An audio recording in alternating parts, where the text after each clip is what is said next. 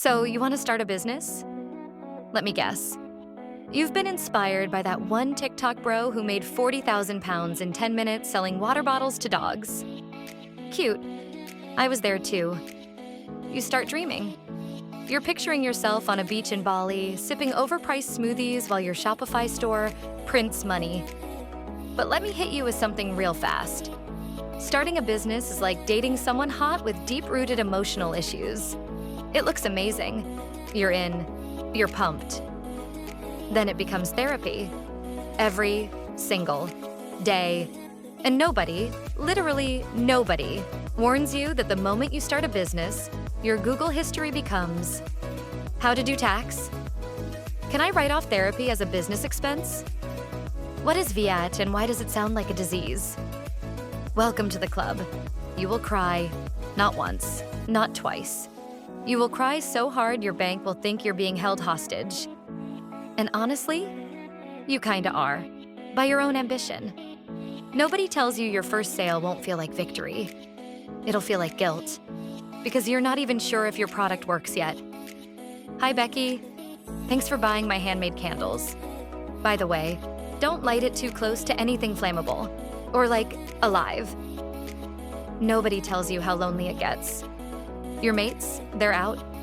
Pub night, drinking, relaxed. You're watching YouTube tutorials at 2 a.m. on how to fix your website because it's crashing every time someone clicks add to cart. Why?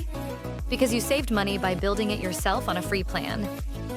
You wanted to hustle, but you forgot hustling means becoming your own accountant, marketer, graphic designer, social media manager, logistics officer, tech support, HR, and occasionally, crying janitor.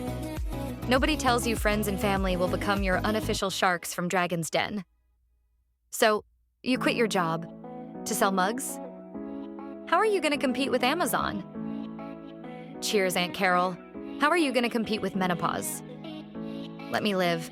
You'll go broke faster than you expected. And not, oh no, I can't buy Starbucks, broke. Like digging in the sofa for coins broke. Like considering selling your Xbox, your bike, your soul, broke. Because guess what? You thought your biggest expense would be stock or marketing. Nope. It's trial and error. You'll spend 300 pounds testing a Facebook ad that brings in 2 clicks, both from your mom. Thanks, Mom. Appreciate the support. But I can't retire off your pity clicks. Nobody tells you about the mental health roller coaster. Monday, I'm gonna be a millionaire. Tuesday, why am I like this? Wednesday, Jeff Bezos better watch out. Thursday, I should have just become a plumber. Friday, okay, maybe I'll sell digital products instead. Saturday, what even is my niche? Sunday, existential crisis and Canva graphics. Nobody tells you that most of your days will feel like you're working so hard for absolutely nothing. No applause, no thank you, just crickets. And bills. The bills don't stop. They multiply. You get charged for everything. Email hosting website domain. That one app you thought was free until it auto-renewed for 79 pounds, 99 pence Adobe. Freakin'. Creative. Cloud. You were trying to build a business, not take out a second mortgage. And don't even get me started on networking. You'll attend one of those fancy entrepreneur events with your last 20 pounds, hoping to connect with like-minded visionaries. Instead, you meet 3 crypto bros, 1 girl selling moon water, and a guy trying to pitch you on a pyramid scheme. Great.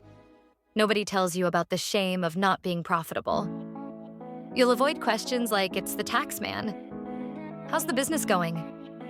Yeah, we're pivoting. Translation: I lost 600 pounds last month and cried in the shower. You'll start measuring success by weird things. 1 person signed up to your email list? Victory.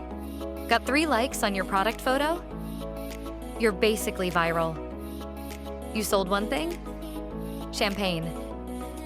Meanwhile, your cousin Jerome just got promoted at Deloitte and has a pension. Must be nice, Jerome. Nobody tells you about the guilt of taking a break. When you work for yourself, rest feels illegal. Netflix? Guilt. A nap? Guilt. Touching grass? Who has time for grass when your PayPal is gasping for air? Because when your business is, it's hard to turn you off. You lie in bed thinking about packaging, shipping, branding, sales funnels, conversion rates, and that one typo on your website that's haunted you for 4 months. Nobody tells you that chasing freedom sometimes feels like imprisonment. You wanted to be your own boss. Congrats. Now you have the worst boss ever. Who doesn't let you clock out? Who underpays you? Who makes you work weekends? And who literally lives in your brain rent-free? You. You are your boss. And sometimes your boss is toxic. Nobody tells you that success isn't instant. You see others saying, I made 10,000 pounds in my first month. Cool. But did you also have a rich uncle, 5 years of experience, a ring light, and a 200K following? No? Then stop comparing your day one to someone's highlight reel. Real business feels like a crawl, a fight, a slog. You don't go viral overnight. You go broke, stressed, motivated, unmotivated, broke again, and then maybe, just maybe, you see progress. Nobody tells you how many times you'll want to quit, and how many times you'll open LinkedIn and start scrolling job ads. How bad could a 9-to-5 really be? At least in a 9-to-5, you know what time you're getting paid. With business, it's vibes. You eat when you kill. And sometimes you're starving. Nobody tells you about imposter syndrome. You'll sit there doubting everything. Am I scamming people? Should I even be doing this? Who gave me the right to sell anything? Your brain becomes your worst critic. You start thinking, maybe people are right. Maybe I should have gone to med school. But deep down, you know this path still feels right, even when it hurts. Nobody tells you that success doesn't mean you'll feel successful. You'll hit your first 1,000-pound month and still feel like you're behind. You'll get praise, but still feel like you're faking it. Because building something from scratch messes with your head. You went from, this is a cute idea, to, I'm emotionally attached to this brand like it's my child. You will lose money. You will make mistakes. You will want to disappear. But you'll also grow thicker skin than a crocodile in a leather jacket. You'll learn more in 6 months of running your own business than 4 years of business school. You'll meet other business owners and cry together over broken printers and tax returns. You'll find community in chaos. Nobody tells you that your definition of success will change. At first, you want money. You want fame. Then you realize all you want is peace. A system that works. A customer that doesn't ask for a refund after 7 weeks of using your product upside down. You'll learn to celebrate the tiny wins. The kind review. The return customer. The sale at 3 a.m. from someone in a random village in Wales. It hits different. Nobody tells you that you might fail. And that's okay.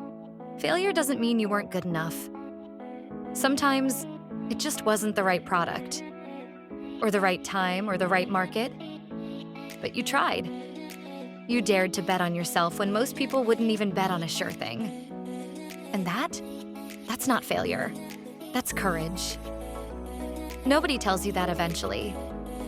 You'll wake up and realize you've come too far to go back. You've survived embarrassment, rejection, mistakes, slow months, and scary emails from HMRC. You're still here. Maybe your business isn't perfect. Maybe it's not blowing up, but it's yours. And that's more than most people can say. So, yeah, start the business, but go in with your eyes wide open. You're not just starting a business. You're starting a full-blown emotional journey with trauma, growth, tears, laughter, poverty, purpose, and the occasional panic attack. But in the end, it might just be the most powerful thing you ever do. And if it flops, cool, start again. This time, with a better font and stronger Wi-Fi. Because what nobody tells you is that starting a business doesn't change your life instantly. It changes you. And you're gonna need to become the type of person who doesn't just survive the storm. You learn to dance in it. while packing orders, and dodging direct debits, and drinking 3-day-old coffee. Welcome to the game. You're one of us now. And trust me, that is something nobody can take from you.